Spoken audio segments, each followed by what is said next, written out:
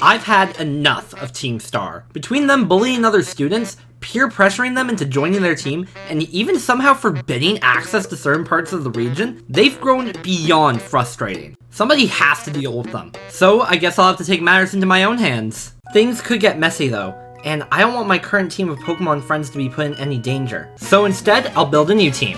One that will be able to take down Team Star easily. It's time to contact Cassiopeia. Operation Starfall Street is a go. Our first target is the Dark Crew, but before I can attempt any kind of raid on them, I need to gather my new teammates first. And what better Pokemon to lead than Hatchet the Poniard? Her impish nature is just what the team needs to outwit Team Star. She'll need some strong allies though to help her infiltrate the bases.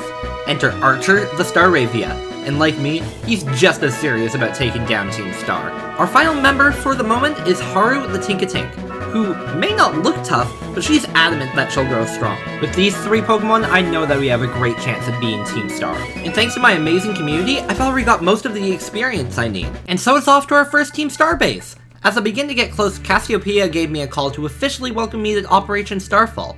Before we could talk any strategy though, some student named Clive snuck up on us wanting to join the operation himself. Cassiopeia ends up letting him join the operation and explains to us that we need to beat the leaders of each base in order to get Team Star to totally disband.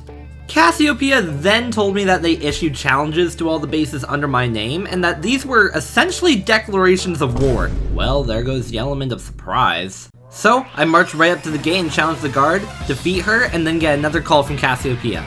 Man, there's so much dialogue in this storyline. The only new info that they told me was that this base layer, Giacomo, made Team Star's soundtrack. Which honestly, I have to give him some mad respect, cause it goes really hard. However, he's the enemy, so after beating up 30 of his Grunts Pokemon, he showed himself. In a giant Pokemon-powered car! What is that? And then, the battle began.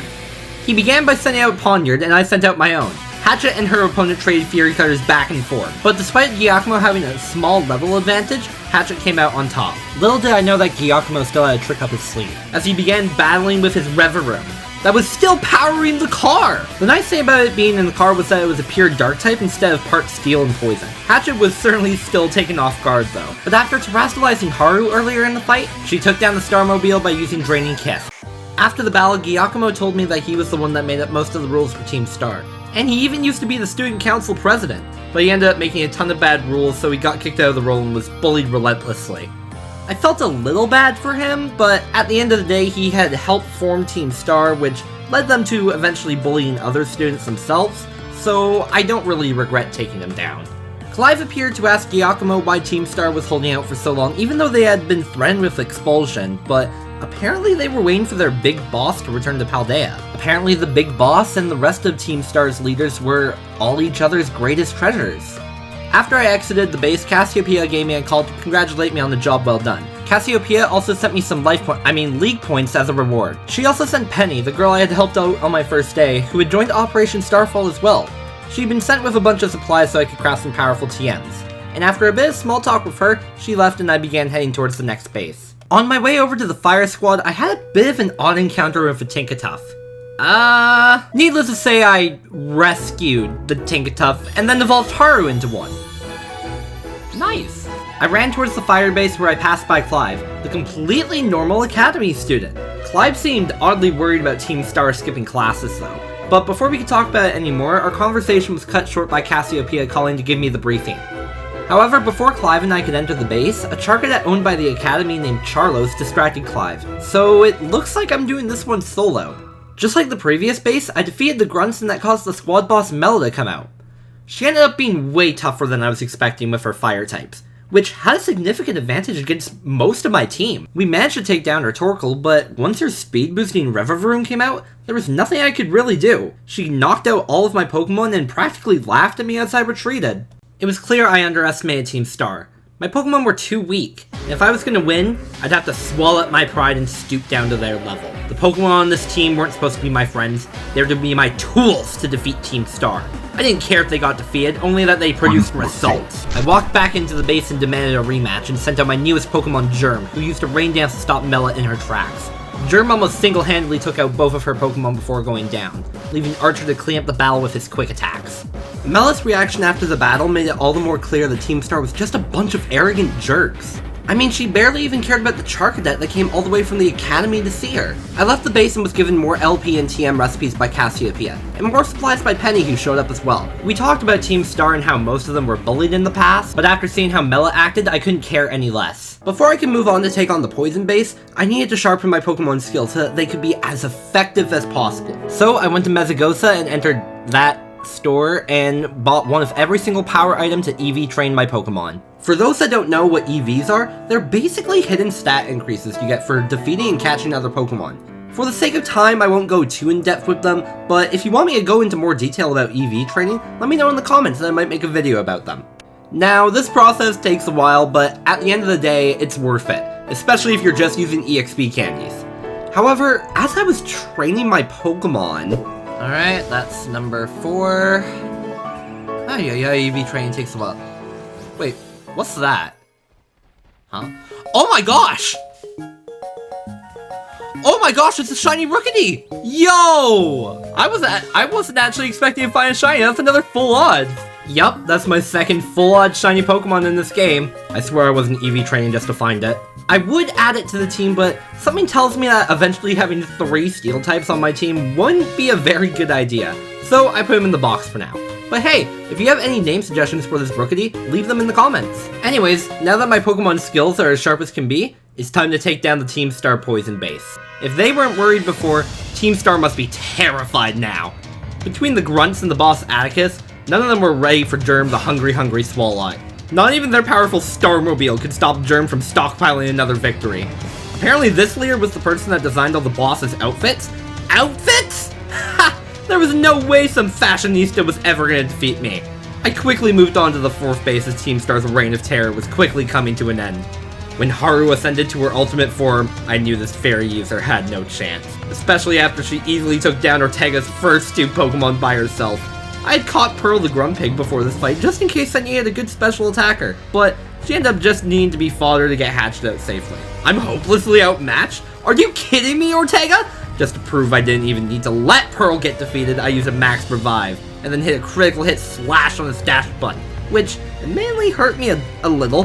Hatchet let out a metal sound before switching into, that's right, Germ the hungry Swalot, who took down the dash button with a single sludge bomb. Germ could have defeated the Starmobile by herself, but she wanted to share the glory with Haru to celebrate her evolution, and after her mighty Gigaton hammer landed a hit, we won the battle. After the battle, Clive, Ortega, and I spoke to the former director of Narinja Academy, Mr. Harrington. He wanted to explain the whole situation that had happened a year and a half prior to the game, about how before Team Star were being mean to the other students, that they had stood up to their bullies, and even though no harm had come to anyone, all of the people that Team Star had stood up against dropped out of the academy, and Team Star was really ridiculed for their actions. The whole thing ended up getting so bad that a student, that I assume is their big boss, had accepted all the blame and was sent away from the school for a while. Mr. Harrington also explained that apparently after the incident, in order to protect their reputation, the person working directly under Mr. Harrington erased all traces of it, which, due to how the situation ended up being handled, most of the staff from Narinja Academy resigned. While hearing this conversation, I was reminded about something that had happened when I was at the poison base battling Atticus. A young student had walked up to us with the pure intention of thanking him and the other members of Team Star for standing up to the people that were bullying them. Apparently the people that were messing with Team Star weren't just messing with them, but with a bunch of other students as well. In my hyperfixation on all the wrong that Team Star had been doing, I never stopped to consider the good they may have done. Meanwhile, here I was going around to the bases and making fun of them like those they stood up to before. Am I the bad guy? Team Star may not be all that good, but they aren't necessarily bad either. They care for their team and their friends. Meanwhile, here I had said my Pokemon were to be my tools to defeat them, but it's not like I didn't have any sense of care for them, right? I began my journey to the final Team Star base with my head clouded in thoughts. Along the way I caught Epona the Mudstale, but I still couldn't stop thinking about how naive I had been about the whole situation. I had most of the facts now, and I don't want to just be like one of the people Team Star to stand up against for themselves and their peers. I wanted to be better. I decided to train up Hatchet, who finally, after the entire journey, had evolved into a Bisharp. Hatchet and I ended up battling a few other Bisharp in the area, and since she was holding a leader's crest, she evolved into a Kingambit. I was so happy to see her finally reach her final evolution, as she had been struggling to keep up with the rest of the team she was supposed to be the leader of. After this next battle, I don't know what will happen, but I'm glad that we managed to make it this far. Oh yeah, that's right, Archer evolved too. I was surprised to walk up to the gate and see the leader of the fighting squad, Aerie, guarding the entrance to the final base.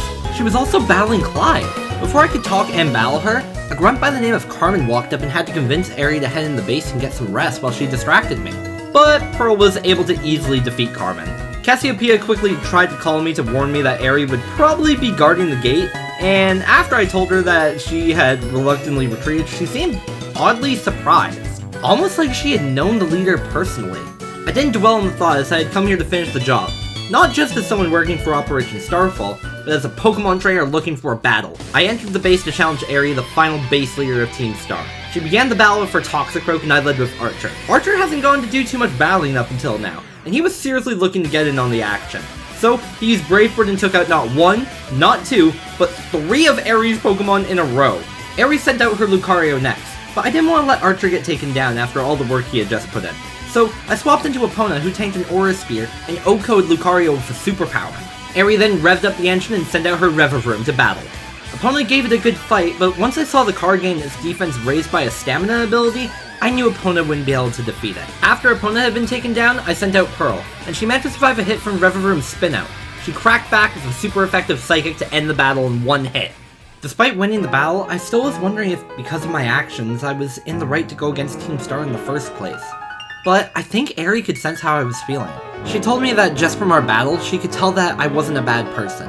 And despite everything, my Pokemon trusted me, which, to be honest, had me feeling really relieved. After speaking with Aerie, I exited the base, and that's when Cassiopeia called me once again. She sounded almost sad that Aerie had been defeated, but now that all the leaders were defeated, Team Star should be disbanding soon. Clive came by to give me my reward for beating Aerie, but we still had one issue: the big boss. Team Star wouldn't fully disband until after it was confirmed that they were beaten, but we didn't know where to find them. But just as Clive and I were starting to question on how to find them, Cassiopeia came out and revealed that they were the big boss the entire time. Cassiopeia apologized for keeping the secret from Clive and I for so long, but despite the leaders of Team Star being their greatest friends, Cassiopeia knew that they wouldn't do good for anyone if they just got expelled from the school. That's why they formed Operation Starfall in the first place, to try and disband Team Star, knowing that they'd follow the code they all made so that they wouldn't get in trouble. Cassiopeia requested to meet us back at Narinja Academy schoolyard for us to finally meet in person and put an end to this whole conflict. Clive and I looked at each other and we had a faint idea who Cassiopeia truly was, but we weren't 100% sure, so we decided to get prepared by ourselves for the upcoming event. Later that evening, I entered Mesagosa and climbed the stairs to enter the academy. Outside the entranceway though, Clive was waiting for me. It was then that he revealed that he was not in fact Clive, the completely normal academy student, but in fact Director Clavel! Wow, what a surprise. Director Clavel then tried to tell me that he was Cassiopeia as well, but considering his lack of understanding of modern day technology, it didn't really get sold well to me. However, he wasn't gonna let me go into the school without a battle. He began with an Oranguru, and I sent out Haru, who used a combo of Fake Out and Scare Smack to beat the gorilla before falling asleep due to a yawn. Mr. Clavel then sent out a Houndoom, and I swapped into Germ, who ate a Fire Blast, and then proceeded to do what he does best and stockpiled and mudshotted his way to victory. Mr. Clavel then sent out a Gyarados, who outsped and landed a Stone Edge, which took out Germ. I sent out Pearl, who lived a crunch, but was just barely unable to take Gyarados out with a Power Gem, so she got KO'd as well. Archer came out and finished the job with a Brave Bird, which caused Mr. Clavel to send out his Abomasnow and set up some snow, boosting its special defense. I swapped into Hatchet, who gained strength from my fallen Pokemon with her ability Supreme Overlord. She tanked the Blizzard, and Abomasnow outsped and used Aurora Veil, which allowed it to live in Iron Head and then deal more damage before going down. Poltegeist was Mr. Clavel's next Pokemon. It came out and used a Will-O-Wisp, which burned Hatchet, which, along with the Aurora Veil, let it live a Kowtow Cleave. Hatchet took out the Poltegeist the next turn, but she went down due to the burn. So I sent Archer back out, and Director Clavel sent out the starter that neither Nimona or I had chosen, Meowscarada. I terastallized Archer, which allowed him to take a Thunder Punch, and retaliated with 2 Brave Birds that won us the battle. After the battle, Mr. Clavel told me that this was a test from him to see if I was truly capable of battling Team Star's leader and handling their potential sadness. After he told me all his feelings about the situation, he eventually left everything up to me. And before I left, Miss Time, the school's math teacher, sort of came out and started shouting at him about having to battle with a student, so I left him to deal with her alone. I entered the schoolyard to confront Cassiopeia and finally find out their true identity. And it was Penny. It turns out that the moment I had helped her with the Team Star grunts was when she got the idea for Operation Starfall. She also claimed that she was using her skills in computers and hacking to gain the LP that was given to me and Clive to further tempt us into helping her. But despite everything Penny did to help end Team Star, she still had a part of her that didn't want the group of her friends to disband. So she had to challenge me to a battle. Director Clavel and his disguised man should show up just in time, and Penny asked him to record the battle so she could send the outcome of it to all of Team Star. Clive agreed, so Penny and I took our places across from each other, and it was time to finally begin the final battle. Penny led with Numbreon while I led with Archer. Archer used a close combat, dealing significant damage to her bulky Dark type before taking the Dark Pulse. He quickly used another close combat and defeated the Umbreon. Penny sent out a Jolteon next, which Archer used a quick attack to gain a little bit of chip damage before getting taken down by its super effective Thunder. I sent out Epona, who retaliated Archer's defeat with a mighty Earthquake, causing Penny to send out her Vaporeon, which took out Epona with a single Hydro Pump. I didn't really have anything better I could do, so I sent out Pearl to take on Penny's Vaporeon. And I don't know what exactly happened, but after it tanked an Energy Ball, the Water Dog missed a Hydro Pump. So there goes the Water Dog. Penny's next Pokemon was her Leafeon. I thought Pearl was safe, so I stayed in, and she outsped and used a Psychic, which almost KO'd her Pokemon. But Pearl was hit by an X-Scissor and was outsped the next turn, which meant that she got taken down. Which leads us into the great and almighty Germ, who tanked a Leaf Blade and took down the Leafeon with a Sludge Bomb. Then, Penny sent out a Flareon. My favorite Pokemon. I stared at my screen seeing this Flareon, recalling so many memories I've had over the many years I've played Pokemon. This Flareon may not be mine, but I couldn't help but think about all the recent events that have led me up to this point. Why am I reflecting on this stuff now? I snapped myself back to reality as I couldn't dwell on my thoughts for too long. I was in the middle of a battle after all. Germ took a mighty hit from Penny's Flareon's Flare Blitz, and missed a Mud Shot. I was surprised. It was the first attack Germ had ever missed since I caught him. Was this a sign? Flareon quickly used another Flare Blitz, taking down Germ. So I sent out Haru, who used a Fake Out, making Flareon flinch, before landing a Play Rough that just barely couldn't defeat it. Flareon used a Flare Blitz and took down Haru and itself from the recoil, leaving both Penny and I with one Pokemon each. I realized it had been such a long time since I was in this scenario. A one-on-one with the entire battle on the line. I knew that if I was going to win this, I was going to have to give it my all. It was time for one final Gambit!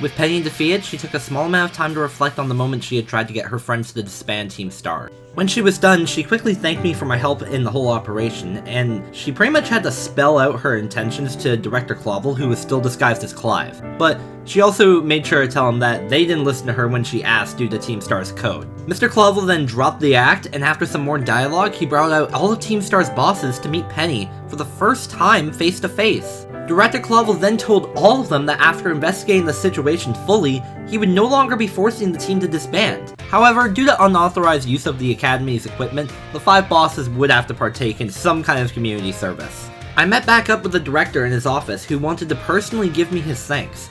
And then Penny ran in the room. She told Mr. Clavel that she wanted to help out her old friends as well. But she then revealed that she thought that she should be punished a bit more severely than the others because in order to get the LP to reward us, she hacked the Pokemon League's network and stole the funds. Yep, a student in a Pokemon game committed a literal crime. For obvious reasons, I was rushed out of the office, so I returned to my dorm. But eventually I needed to get some air, so I headed outside and I was called by Penny, who wanted to talk. She told me that the League is having her do some engineering work to help pay off her debt for the points she stole. And apparently, because they were so impressed at her talent with computers, they even offered her a job after she graduates. Penny then apologized for calling me out to meet her and wasting my time. She admits she was still a little bit socially awkward, but she wanted to make sure that she thanked me personally for helping to save Team Star. She handed me a really powerful TM, and then told me that if I ever needed help with anything she specializes in, to give her a call so that she can repay me for everything.